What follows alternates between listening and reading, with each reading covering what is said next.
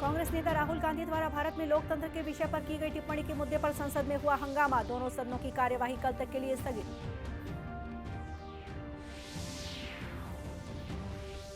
छत्तीसगढ़ विधानसभा के बजट सत्र की कार्यवाही आज से फिर शुरू। कांग्रेस अध्यक्ष ने डीएमएफ फंड में लगाया बंदर बांट का आरोप।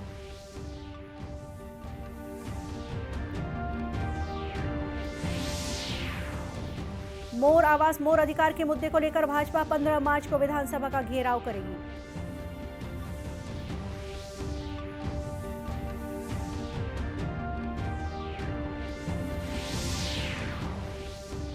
और भारत ने 2 ऑस्कर पुरस्कार जीतकर इतिहास रचा। नाटू नाटू गीत सर्वश्रेष्ठ मूल गीत और द एलिफेंट विस्पर्स को सर्वश्रेष्ठ लघु फिल्म श्रेणी में मिला ऑस्कर।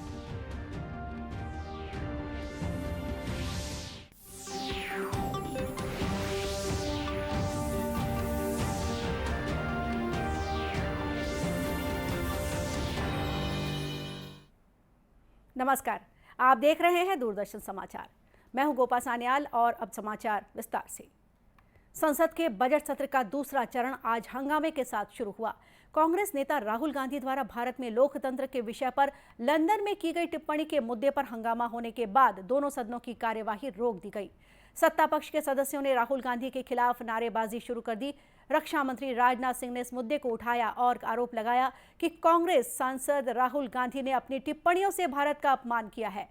रक्षा मंत्री ने कहा कि सदन के सभी सदस्यों द्वारा राहुल गांधी के बयानों की निंदा की जानी चाहिए और उनसे माफी मांगने के लिए कहा जाना चाहिए। सदन के सांसद हैं, राहुल गांधी ने लंदन में जाकर भारत को बदनाम करने की कोशिश की है और कहा है कि भारत में लोकतांत्रिक व्यवस्था पूरी तरह से तहस-नहस हो रही है और विदेशी ताकतों को आकर यहाँ पर भारत के लोकतंत्र को बचाना चाहिए।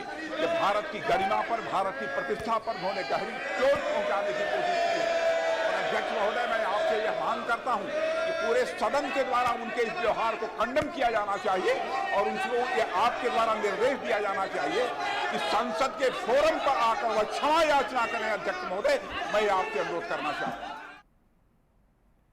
संसदीय कार्य मंत्री प्रहलाद जोशी ने भी इसी तरह के विचार व्यक्त किए। उन्होंने कहा कि कांग्रेस नेता राहुल गांधी ने अमेरिका और यूरोप से भारत के आंतरिक मामलों में हस्तक्षेप करने को कहा था, जो निंदनीय है। उन्होंने कहा कि यह कांग्रेस पार्टी ही थी जिसने देश में आपातकाल लगाया था। सत्ता पक्ष और विपक्षी सदस्यों के बीच नारेबाजी तथा विरोध के बीच अध्यक्ष ओम बिरला ने कहा कि दुनिया भारतीय लोकतंत्र की मजबूती को स्वीकार करती है। उन्होंने विरोध कर रहे सदस्यों से सदन में व्यवस्था बनाए रखने का आग्रह किया। राज्यसभा में भी आज इसी तरह की स्थिति देखने को मिली।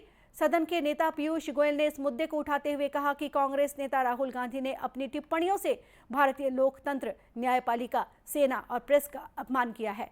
उन्होंने श्री गांधी से माफी मांगने की भी मांग की। नेता प्रतिपक्ष मल्लिकार्जुन खड़गे ने श्री गोयल के बयान पर आपत्ति जताते हुए कहा कि भारत की स्थिति दुनिया जानती है। उन्होंने आरोप लगाया कि भारत संविधान के अनुसार काम नहीं कर रहा है।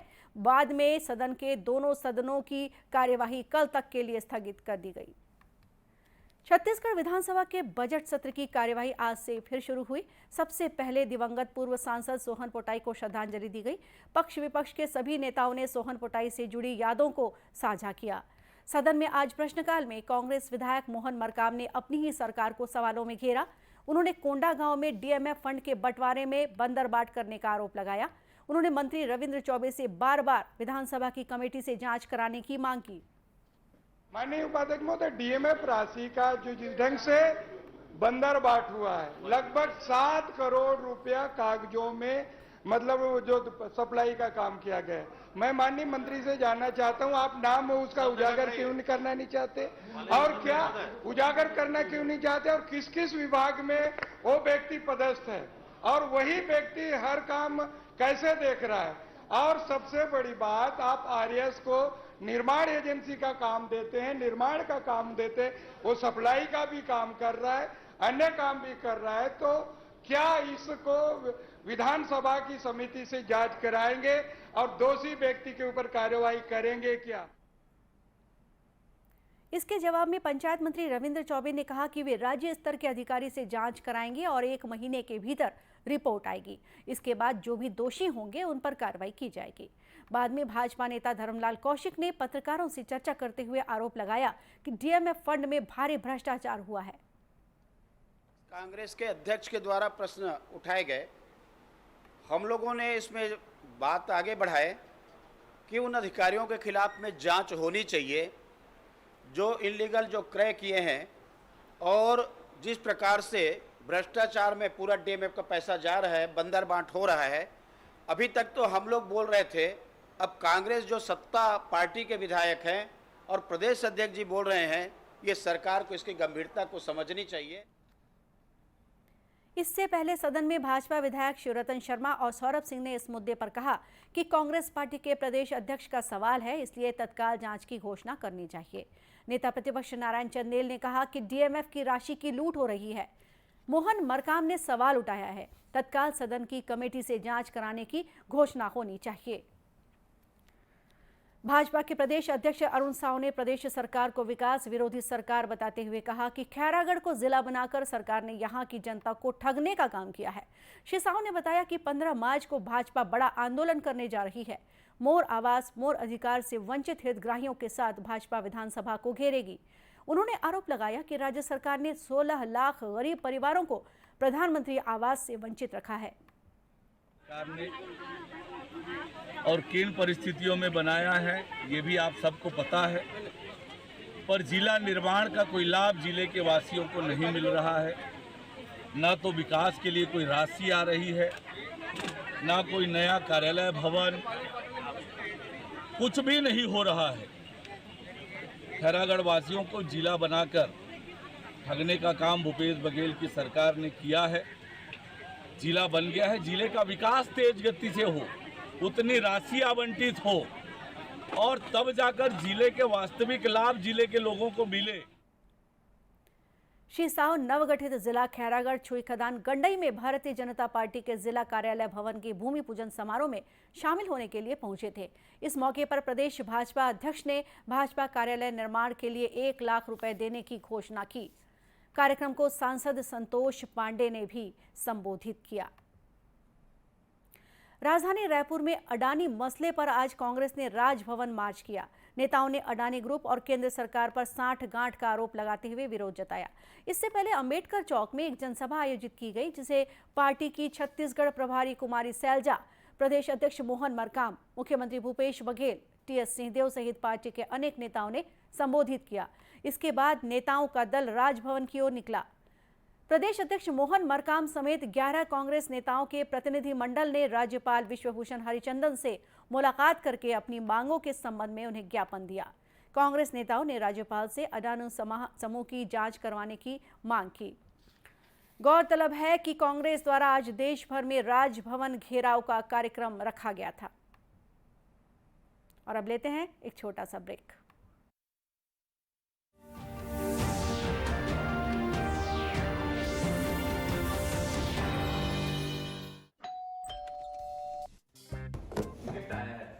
अरे वाह, लेजेंड की बैट, इससे तो मैं खेलूंगा। Future batting legend bat. इसमें जिसका नाम लिखा है बैट उसी को मिलेगी। अरे यार, देखा, अगर इस पे मेरा नाम नहीं लिखा होता तो कितनी दिक्कत हो जाती। इसलिए आरबीआई कहता है बैंक अकाउंट हो या बैंक लॉकर, उसमें नॉमिनी का नाम जरूर दर्ज करें ताकि आपकी जमा पूंजी उसी को मिले जिसे आपने नामित किया है। आरबीआई कहता है जानकार बनिए, सतर्क रहिए। क्या शर्मा रहा है? दांत खाज खुजली है, सबको होती है। जालिम लोशन मुझे दादी ने दिया और बोली जालिम रोगों पर पड़े भारी। जालिम लोशन है पुराना खिलाड़ी, जो पुराना वही बेहतर है। जालिम lotion, fastest, trusted, tested, PDO से। जालिम लोशन। फूल वाला, केटरिंग वाला, बैंड वाला, ये लो भाई। बैंड बजेगी पापा, अगर गड़बड़ हुई तो गए पैसे। अरे नहीं रे, बैंक संभाल लेगा। कैसे? मैंने पॉजिटिव पे सिस्टम पे रजिस्टर किया है। बैंक को चेक्स और बेनिफिशियरीज की जानकारी दे दी है। बैंक चेक करेगा, जांच करेगा, डिटेल्स मैच नहीं तो क्लियरेंस नहीं। अच्छा, लाइए मुझे दीजिए। फोटो वाला, लाइट वाला, मंडप वाला। आरबीआई कहता है जानकार बनिए, सतर्क रहिए। बिल्कुल सही कह रहे हैं। क्या शर्मा रहा है? दांत खाज खुजली है, सबको होती है। जालिम लोशन मुझे दादी ने दिया और बोली जालिम रोगों पर पड़े भारी। जालिम लोशन है पुराना खिलाड़ी, जो पुराना वही बेहतर है। जालिम lotion, fastest, trusted, tested, PDO से। जालिम लोशन।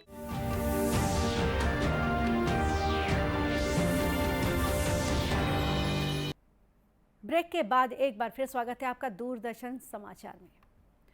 95वें अकादमी पुरस्कार समारोह में एस राजामौली की फिल्म RRR के नाटू नाटू गीत को सर्वश्रेष्ठ मूल गीत के लिए ऑस्कर पुरस्कार मिला है।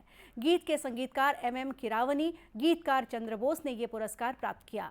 नाटू नाटू गीत के पार्श्व गायक राहुल सिप्लीगुंज और काला भैरव ने अमेरिका के लॉस एंजलिस डॉल्बी थिएटर में अकादमी पुरस्कार समारोह में गीत प्रस्तुत किया।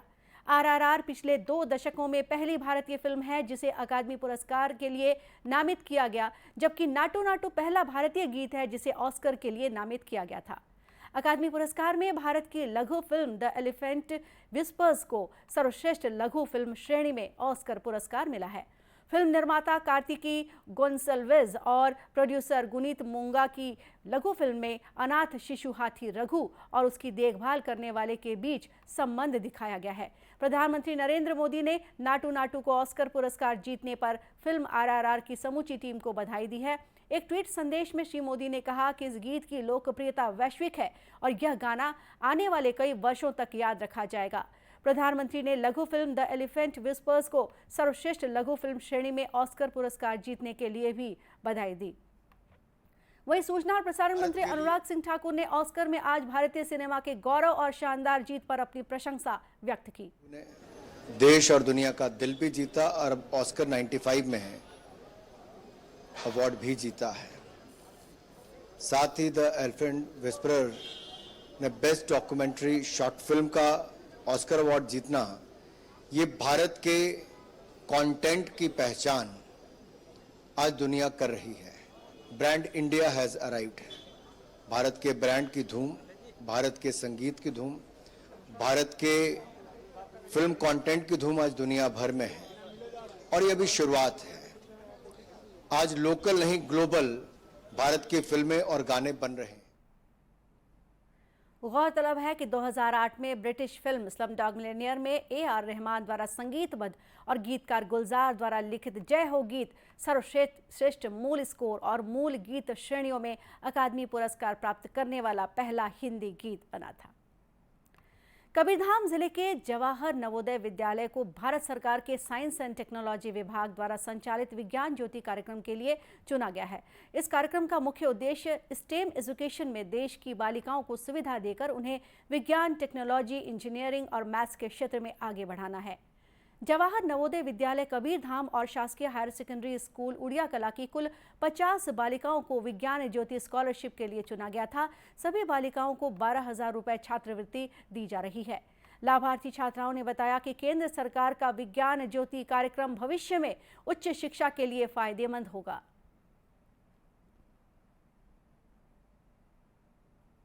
ये प्रोग्राम हम लोग के लिए साइंटिफिक टेम्परामेंट डेवलप करने के लिए हुआ है।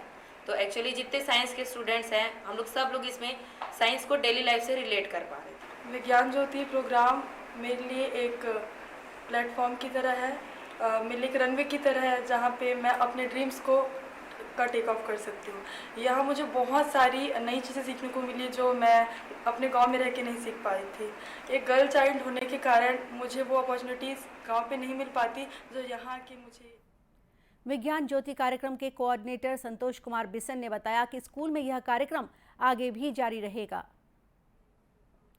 गौरतलब है कि जवाहर नवोदय विद्यालय की 12वीं कक्षा की बालिकाओं को साल भर नीट की कोचिंग और नोट्स भी दिए गए हैं। राष्ट्रीय वेक्टर जनित रोग नियंत्रण कार्यक्रम के तहत आज भिलाई में फाइलेरिया प्रभावित मरीजों के लिए शिविर का आयोजन किया गया। भिलाई के शासकीय अस्पताल में आयोजित शिविर में फाइलेरिया के मरीजों की जांच करने के साथ ही विशेषज्ञों द्वारा उन्हें इसके लक्षण और बचाव के तरीके बताए गए। इस दौरान दुर्ग के जिला मलेरिया अधिकारी डॉक्टर CBS बंजारे मौजूद थे। उन्होंने मरीजों को फाइलेरिया प्रभावित जगह की साफ सफाई और उसके रखरखाव के बारे में जानकारी दी। डॉक्टर CBS बंजारे ने फाइलेरिया रोग के कारणों की जानकारी देते हुए बताया कि इसके नियंत्रण के लिए जिले भर में अनेक कार्यक्रम चलाए जा रहे हैं। ये में पूरे सर्वेक्षण कार्य किया जा रहा है और लिम्फोडीमा दिवस में सभी जगह दुर्ग शहरी और ग्रामीण सभी दुर्ग जिले अंतर्गत सभी जगह इसका विशेष कार्यक्रम चलाया जा रहा है और सर्वे कार्य भी किया जा रहा है और जहां भी हमको केस मिलता है संभावित, उस क्षेत्र के आसपास के एरिया का सर्वे कराते हैं, नाइट ब्लड सर्वे कराते हैं।